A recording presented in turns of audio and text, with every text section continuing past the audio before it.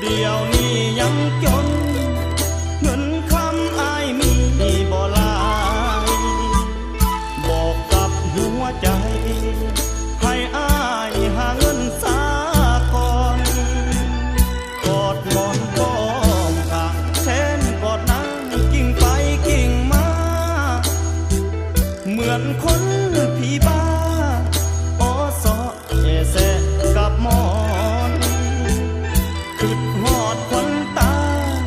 มืดขมังบ่หลับบ่นอนเอาคากายมองเห็นหน้าบางอ่อนยิ้มมาใส่เจ้าเด้น้องลาสิบ้าคืออายบ่น้อกอดหมอนอยู่บ่หรือเจ้าสิอยู่จังใดถ้ายังบ่นอนอายนี้ขอความเห็นใจยิ้มใส่ซองจดหมายส่งใจให้คนบ้าฝันกอดหมอนก้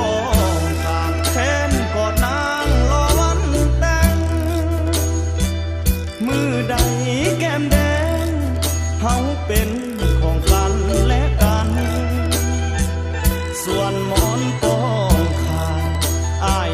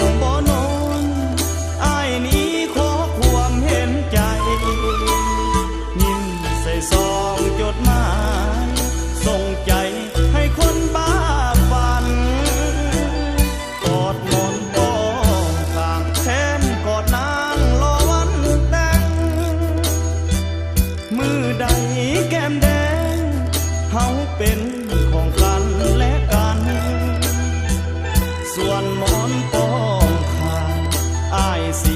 บ่ขอชนมันจะกอดจะจูบแก้มจ้าให้มันสถานโลกา จะกอดจะจู